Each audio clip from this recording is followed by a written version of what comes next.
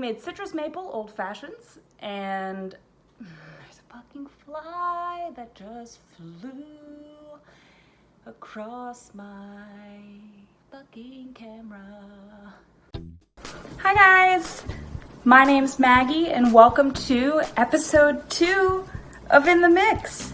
How fun is this? So 2 weeks ago, I chatted with Danny Bouchard and Steve Patrick. We made spicy pineapple margaritas. It was great. And I just want to say thank you so much to everybody who has watched so far, who has enjoyed it so far. Maybe you made the cocktail. That's great. This week, I'm chatting with Eric Nizgretsky. He is the lead singer and guitarist in a band called Loose Buttons. They're based out of New York City. Eric is born and raised in New York. Loose Buttons is a great rock band. They're so cool. I have been a fan of theirs and friends of theirs for 3.5 years now, which is pretty crazy to think about. This week we made citrus maple old fashions, and I like mine neat. Eric likes his on the rocks. Either way is great. I will show you how to make those next, of course. And yeah, so I hope you enjoy it, and I hope you continue to follow along on this weird, crazy, exciting journey that is In the Mix. And I'm really grateful, guys. I'm still really grateful that you're following along on this journey. And thank you so much to Eric for taking the time on a Thursday night to hang out with me on Zoom for 45 minutes. It's pretty great to have music friends like this. I said it last time, I'll say it again. I'm really excited to have these people on this show. And yeah, let's get into it. All right, this is In the Mix.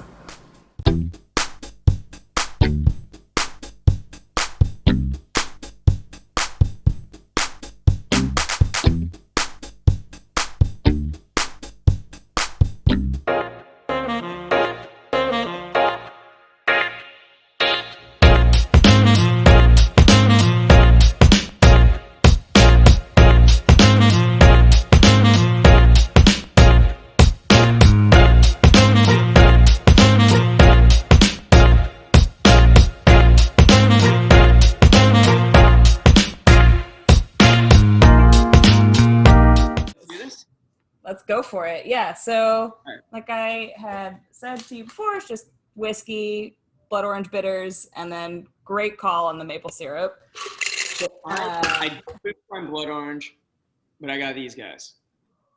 Perfect. Yeah, Orange any bitters. citrus bitters will work great. So Sweet. perfect. Yeah. So yeah, so we're just gonna do I have a little mini ounce. shaker. Nice. Very professional. Love it. Right. So how do you want me to do this? Yeah, so I don't know if you have like a proper jigger for measuring. Not fully proper, but Okay. yeah, I got this little thing, which will be my Roughly the same. You know what else I have? I have the top to the shaker head. Great. Oh. Either right. one will work perfectly. So, 1.5 ounces of the whiskey. You could do 2 ounces if you wanted a little stronger. let's go. Maybe I'll do 2 whiskeys of this guy. Great. Do it up. And then it's going to be equal parts of the bitters and the maple syrup. So it's going to be 1/2 ounce, or if it's the like dasher one, like 6 to 8 dashes. 6 to 8 dashes. Do I go bitters first or maple syrup first? Up to you. Gotcha. They're an equal measurement, so gotcha. It won't matter in the end. Okay. And then I'm using blood orange bitters. The brand's called Stirrings. Yeah, and then you want to do 1/2 ounce of the maple syrup. Cool. And then just shake all that up. Shake it, right? Shake it or stir it? I like mine shaken, but Yeah. and I think it's Should this be shaken? well, if you have the shaker, why not? Might as well, right? Do it up. Yeah, exactly. And then so what I was doing when I was experimenting with this, Yes. I ended up pouring a little bit, like soaking a paper towel with the bitters and kind of like rubbing it on the inside of the glass Okay. to kind of get like an essence of. What I don't have is a paper towel, but I can go grab one. It's again, all of this is very optional. I'm Yeah, again, it's a very casual. What's that? We're gonna skip the bitters on the rim. That's fine. That's fine. And then I pour a little same thing, maple syrup on the rim, but again, Gotcha. you don't have to do that either. And then do we just pour it on ice? And then you just pour it on ice. Alrighty. Neat on the rocks, whichever. I'm an on the rocks guy. How about you? I like mine neat. I don't know why. It's just smoother for me. Now, one thing I don't also have is an orange peel. Okay. Is that all right? No, totally fine. I don't either. So good. I have nothing. I have no fruits. All right. And that's it. All right. Well, here's mine. Great. Got mine. Cheers. Cheers. And thank you for having me. Thank you for being on this. I really, really do appreciate it. For you, the world. What's that? I said for you, the world. Oh, thanks. You have been supporting us for years now. The least I can do is support you. Thank you. Thank and that's you. what it's Yeah. all for each other. It's weird. I was thinking about this earlier today when I was sort of prepping for this. I've known you guys for 3.5 years. Yeah. And I feel like A long time. we've also, because we met when we did the EP. Yes. Yeah. Right? You've definitely seen us grow as a band and finally put out a first record and Yep. Yeah. The whole thing. yeah. So The first time I saw you guys was at Pianos yeah, in New York on a Wednesday night. it's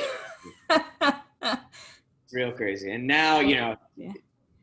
when our last show was pretty much our last show was the album release show, and that was I was there for that as well, which RIP to the dance. R.I.P. the dance. What a great spot. And it happened so quickly. Yeah. We were there for a few months and then gone. Really? Was it just because like the New York scene is so competitive, or? Yeah, I don't know the full story. If I had to guess, maybe something had to do with the real estate. They couldn't. I don't know. Yeah. It's expensive. I mean, the location was great too. Perfect. So, yeah. Perfect. And that the city is lacking that. The city's lacking venues like the dance in the city. Mm-hmm. You know? What was the capacity for that room? 250, but they knew they were closing. So they were just selling tickets. Just fuck it, let's go. We had like over 450 people in the room. And they were just like, fuck it. We're closing on Monday. What are you gonna do? Fine us? Friday. That's what they were doing. They were just trying to cash in those last few days. Yeah. What is it? I mean, how does that feel, having double your tickets? The whole thing was a pinch me moment. Really? All of it was. It's because we try not to forget where we were. I mean, we were trying hard to get people in a room at Pianos on a Wednesday night. Yes. Right. And for us, the fact that there was 7 people that first time we played Pianos, and then it became 50 people, and then you sell out Pianos, and then you go to the next venue. We try to remember those steps to really appreciate the great moments. And that was playing, selling dance was a great moment for us. Yeah. It was a culmination of so much. So do you feel like it was like, if you had to categorize your highlights as a band so far, like, would that be number 1, top 3? Oh, it'd probably be number 1, just because of what it meant as well. Like, the debut record is out. And then while you put out this debut record, like the day that happens, we go on stage and there's a full crowd of fans that I don't even know who are singing the lyrics to a song that I just use as a way to try to figure out some shit. You know what I mean? Right. Yeah. And the fact that it meant a semblance of something to someone else, it means the world to me, and it's why I do this. And again, you saw us in those early shows at Pianos for that first, or that was Pianos. I went to a couple of your birthday shows. Yep. Oh, those are always fun. Those are always fun. Love your birthday shows. They're great. Yeah, because all of us are completely toasted as we're playing. Yeah. It's good. And so you're working on the next record now? So yeah, the plan was, the record came out like February 7th or 8th. I'm blanking on the day. And the record comes out, and we were planning on going, we had one more show in New York at the mid-February, and then top of March or mid-March, we were going to head to Chicago to start touring and do the tour. Yeah. And we were going to do Audio Tree there, and then COVID happened, and we were going to go all the way to LA. Wow. And then COVID happened. So the second all of that happened, we were just like, let's just go back in the studio and just write the next record and put that out sooner than we would have if we were touring. Right. So we're already kind of deep into writing the second record already. And we're in the process of finding a producer to work with. Right. So we're kind of talking to a few people, and we'll find the person that makes the most sense for vision-wise what we're trying to do. But cool. It's fun. It's fun to see us try to evolve as a band and not do the same thing twice. Right. So it'll be fun. Yeah.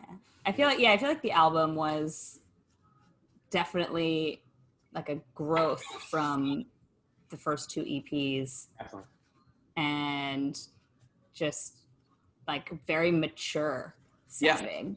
Yeah, definitely. I think without categorizing the record that we're writing right now, but it's definitely feels even more mature. And that's maybe just because we've already lived more life. Sure. And that it feels already a little bit more mature than this past record that we did. But it's fun to, like on the EP that we met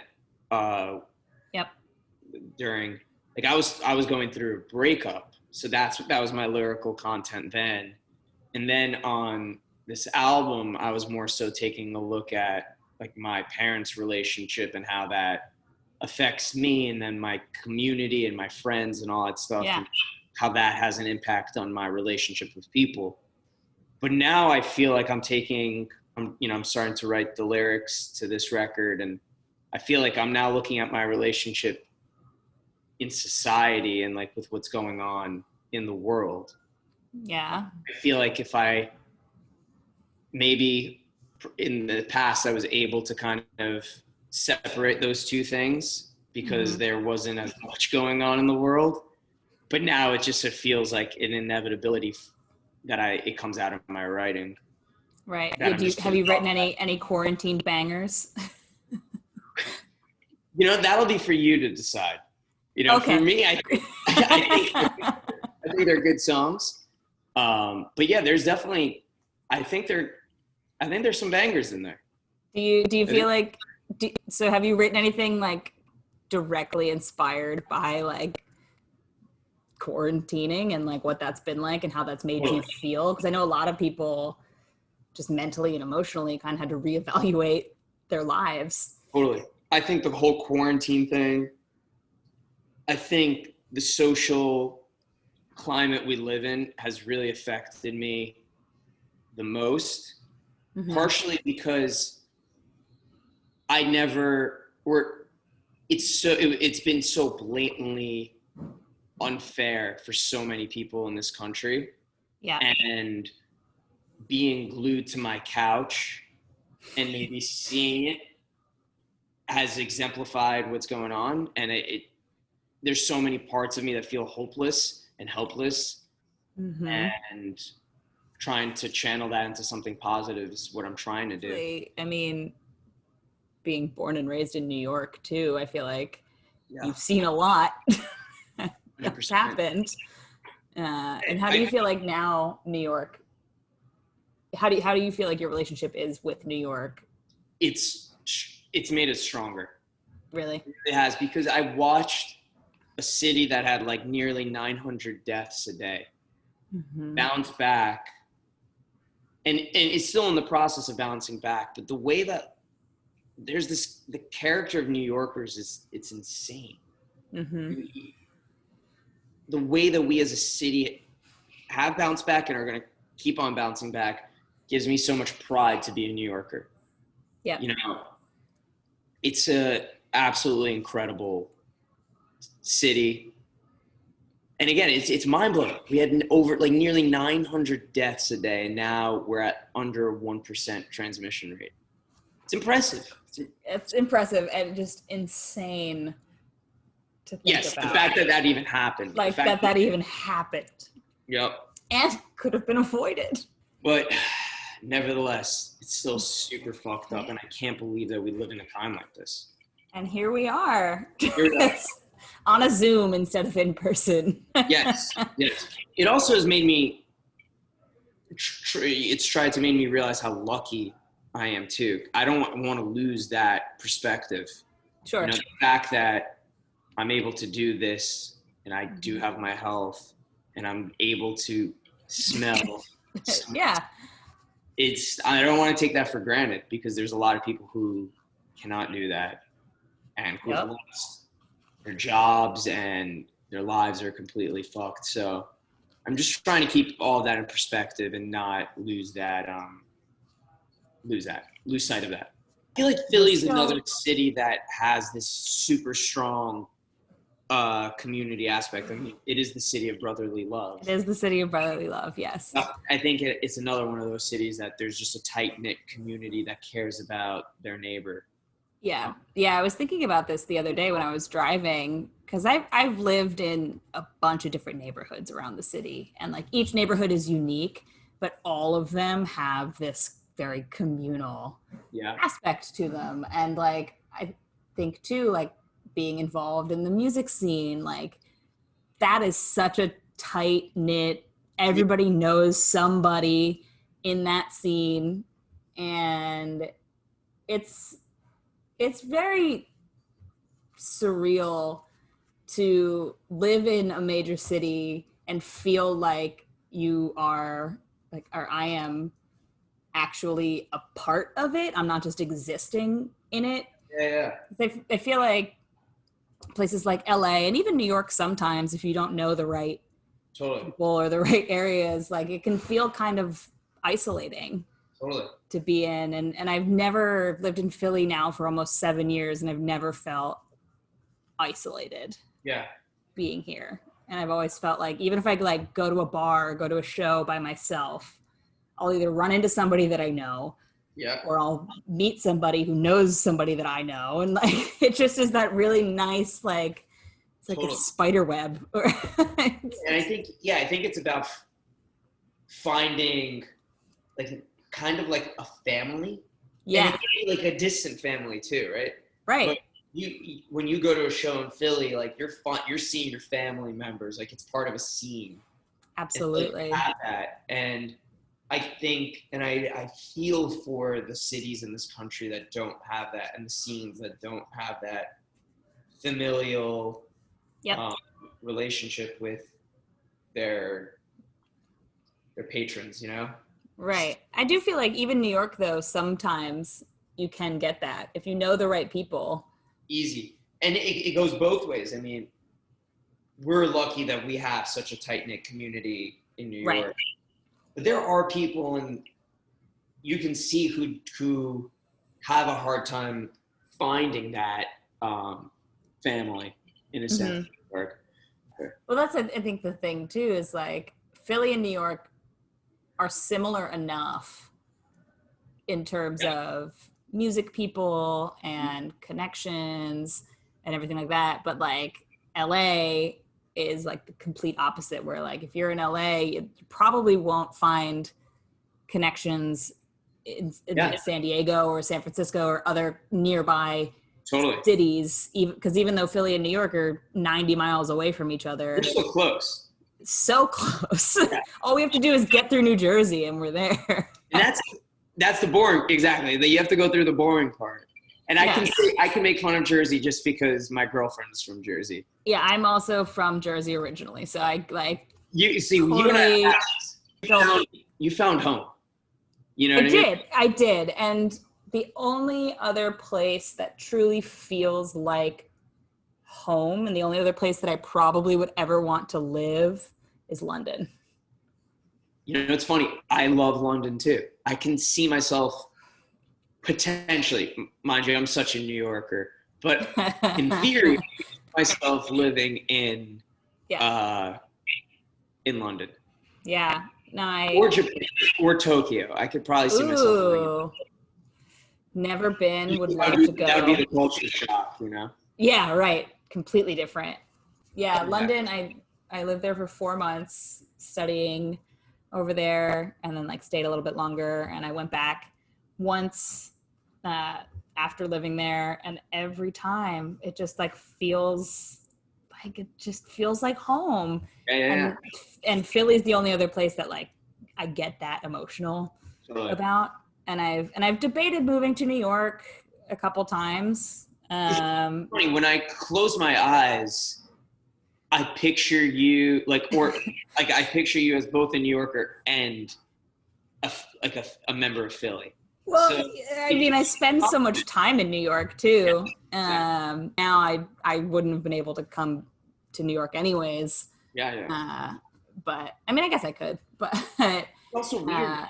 There's at the same time like nothing really going on in New York to cause somebody to come to New York. Exactly.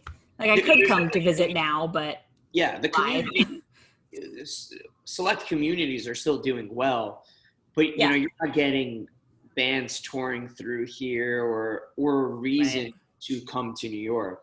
Right. So yeah. How's recording with Brenna going? Because I know she has the album coming in October. So we finished that record. Yeah. We've already put out 2 singles, which are great. Thank you. They are awesome. So we've got that. We got one more single coming out, and then we got we filmed a virtual live show.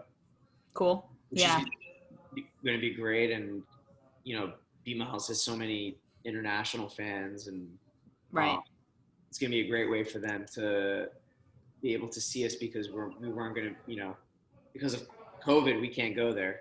Right. So can't go anywhere. Exactly. And so it's, of course, you know, we'll get the U.S. fans, but to get the international fan base engaged as well is awesome. And then the album comes out October 16th. Yeah. So it's really How many exciting. songs are on the record? 9? I think 9 songs. Yeah. Yep.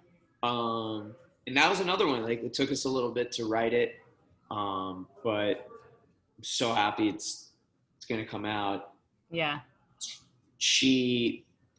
It's another evolution for B.Miles too. Yeah. It's been a minute since you guys put anything out. Yeah. And I think it, you know, in retrospect, it took time because you also want to live through some life so that you have something to say. And I feel like if we rushed a record out after one of those EPs, the lyrical content would have probably been a little too similar to what Brenna was tackling at that time. And I feel like it would have made some of the music too monotonous, and it would have made it sound like the last song. And I feel like none of us ever want to put out a song we already put out.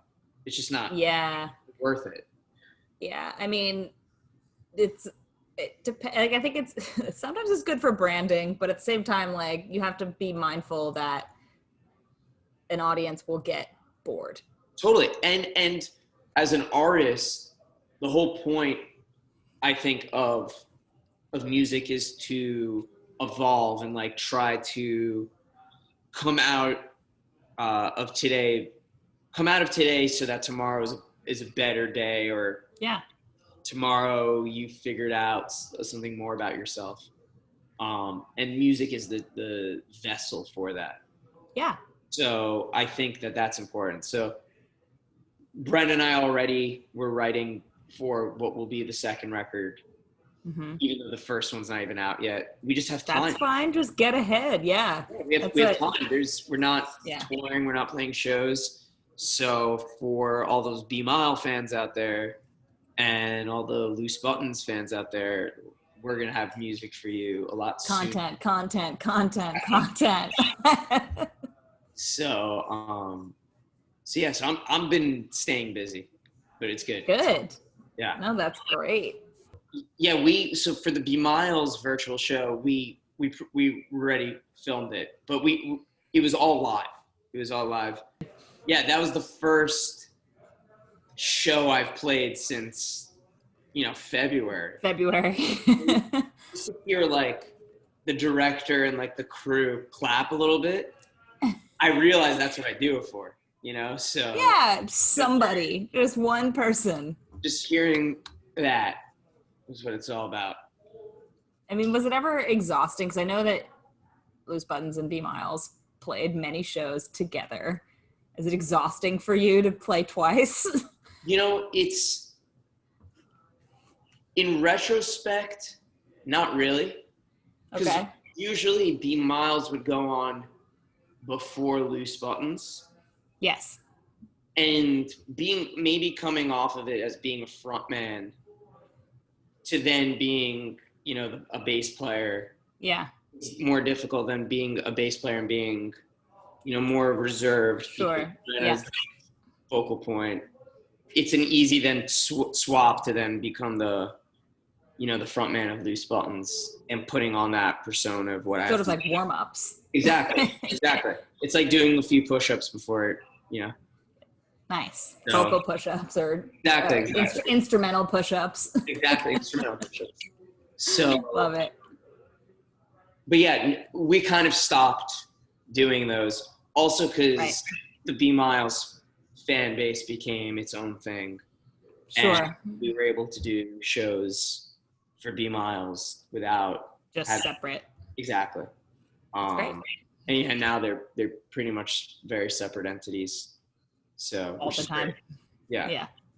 I mean, it's also good for you to not have to just double down sometimes. Exactly. But it makes the packing up the studio way more logistically simple when both bands are playing, because we share so much gear anyway. Yeah. So it's like, love it. Oh, I'll just use your guitar today. So. It's fine. Don't worry about it. Nice. So one thing that I have it happened by accident last week when I recorded, but I think I want to make it like a part of the series. Do it.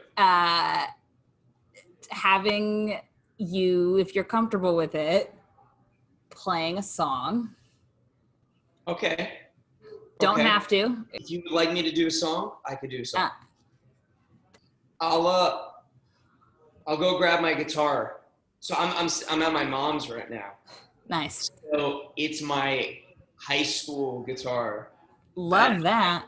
Tattooed full of stickers. So I'm locked out right now, so I cannot go grab my guitar. Okay, it's okay. So there goes the song. No problem. What we can do, actually, no, we're not going to do that, because I was going to offer that we can listen to a recording, and then I realized, no, the last thing I want to do is listen to a recording of myself. Where are you locked out? What are you? Oh, in like near the garage, there's like a area like with a couch for me to do this, so it's quiet and I'm not annoying everyone. Yeah. But the doors to get back in the house are locked. All right. Well, I will let you go so you can not be locked out of the house anymore. Yeah, let me see. Let me see if I can even get in. If not, You can get in. If not, I can keep you occupied until then. But Yeah. This was great. This was perfect because we also we caught up. I know. You know what I mean? It's nice to just catch up an with your interview friends. already. Yeah. Two homies just drinking a cocktail with each other. Right. That's what I want from this whole thing is like, I don't want it to be like a stiff music interview, and I just want to just like drink with my friends. And like, I can't do that in person right now. So I'm going to do it on the internet for the time being.